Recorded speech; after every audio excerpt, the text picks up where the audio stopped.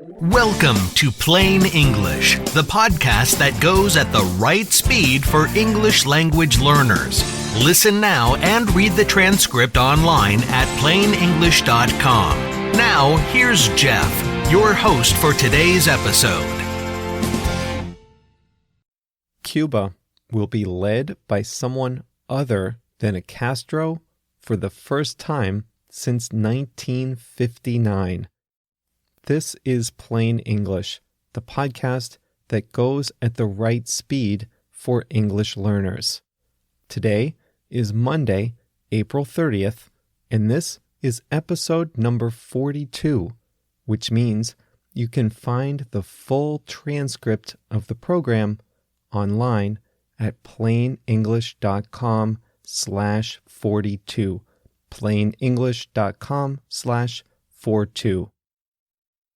On today's program, we'll talk about the generational change in Cuba as Raúl Castro, brother of revolutionary leader Fidel Castro, announced his retirement. Toward the end of the show, we'll talk about the English phrase to keep a low profile.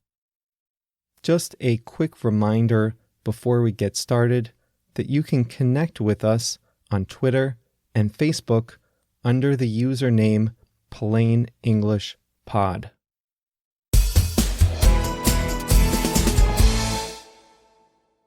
Cuba's government is going through its biggest change since Fidel Castro took power as president on January 1st, 1959. For the first time in almost 6 decades, someone not named Castro will be the country's president. Raúl Castro took over for his ailing brother in 2008 and has served 2 5-year terms. Now, he has decided to retire as president. The Communist Party of Cuba is the only political party allowed, and it has nominated First Vice President Miguel Mario Díaz-Canel Bermúdez as its candidate for president. It is almost guaranteed that he will be confirmed by the 604-member National Assembly. Díaz-Canel has kept a low profile in public, but has more than a 30-year record in government. He was the party secretary, kind of like governor, of Villa Clara province in 1994, and later served as Minister of Education. He has represented Cuba abroad in China, Russia, North Korea, and other countries, and later rose to be first vice president. As important as it is for a non-Castro to be in charge, it is also truly a generational change since Díaz-Canel was born after Fidel Castro rose to power. Ever since 1959, the government has been controlled at the highest levels by the generación histórica, the old generation of people who fought in the revolution. Díaz-Canel will be the first of a new generation to have day-to-day control of the government. But that control will be limited in many ways. For one, Raúl Castro is not planning a peaceful retirement. The 87-year-old has said he will remain at the head of the Communist Party until his term expires in 2021. The Communist Party holds the real power in Cuba. He'll also be in charge of the Cuban military, and his son, Alejandro Castro, is an official in the Ministry of the Interior, which controls the national police. For another thing, the new president will also be kept in check by the National Assembly, which also holds a lot of power. Those 600-some delegates have been chosen by the old guard Communist Party and would not be open to dramatic change. If nothing else, though, the simple passage of time will continue to reduce the old generation's influence. Díaz-Canel and others in his generation may or may not be inclined to change the direction of the country. Although he presents himself as a modern figure, he said he believes in continuity and has shown no inclination to change direction in Cuba. But that might not be entirely up to him, since the Cuban economy is in such bad shape. So while continuity may seem like the least risky option, it also carries its own risks. For years, the Cuban state was kept alive by subsidies from the communist Soviet Union. Then, after that client state's collapse, it was kept afloat by cheap oil imports and subsidies from Venezuela, which was ideologically sympathetic.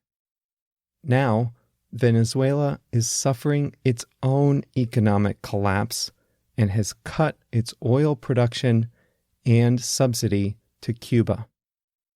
So Cuba has to do something to keep its economy alive. On its own, the economy produces very little. Only about 10% of the workforce is permitted to work in private, individual businesses like restaurants, but the government is cutting back on permits to do even that. A complicated system of two exchange rates, one for individuals, another for government officials and government companies, keeps individuals poor. Many people depend on government ration cards and state-run stores to stay alive. But without the help of Venezuela, the Cuban government may not be able to sustain the current fragile system. So changes to Cuba's political and economic system may be forced on the new president someday. In that case, one potential option would be the one taken in recent decades by China and Vietnam, which have partially opened their economies to foreign trade and independent businesses, even while maintaining one-party rule and restricting personal freedom of their citizens.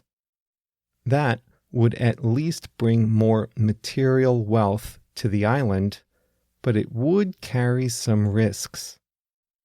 In a more open economy, people would be more confident and may start to demand more political freedom as well as economic freedom. We'll have to wait to see if that's something Cuba's new generation of leaders would welcome or resist.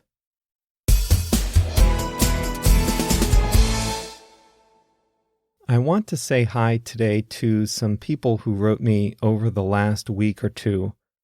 Renee from the Netherlands, Ader from Brazil, Sofia from Obregón, Mexico, Zhenghong from Sweden, and Christopher from Brazil, who recently graduated with a degree in international relations and is hoping to use English in his career. Also, special thanks to Plinius, an English teacher from the Alagoas state in Brazil. He's a veteran. he was turned on to the show by one of his students. I always figured that plain English would be most useful for adults who were already out of school, so I'm pleasantly surprised to hear that teachers and students are using it as a complement to the classroom. Thanks to Plinius and all his students for listening to Plain English. Today's phrase is keep a low profile.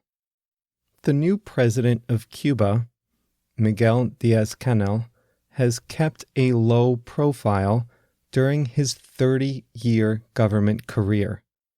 That means he has been out of the spotlight, or he has not attracted much attention.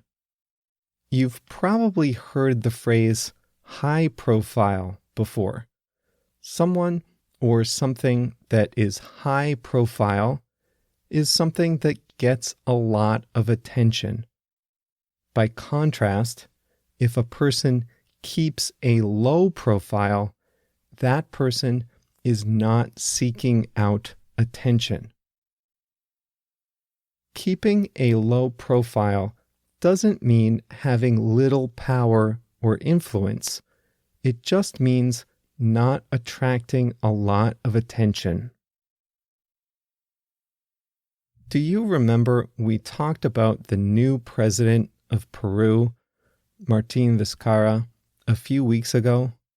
He's a former engineer and is taking over the presidency after Pablo Kuczynski was removed from office. He's described as being low profile, but that doesn't mean that he doesn't have influence or importance. These are examples of people who keep a low profile in general, but it's also popular for people who are often in the public spotlight to keep a low profile for a short period of time. When I was doing the research for this episode, I saw a headline that said Donald Trump kept a low profile one day. Now, Donald Trump is nobody's idea of a low-profile person.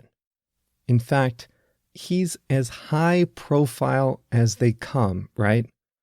But it's possible for someone like him to have a quiet day without attracting much attention. On that day, and it was probably just one day, on that day, he kept a low profile. Actors and other celebrities might keep a low profile when they're on vacation or spending personal time with family. They don't want people to know where they are or that they're celebrities.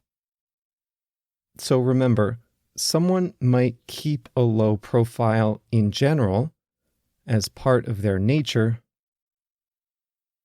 or they might be someone that's generally in the spotlight, but they can keep a low profile for a shorter period of time. That's all for today on Plain English.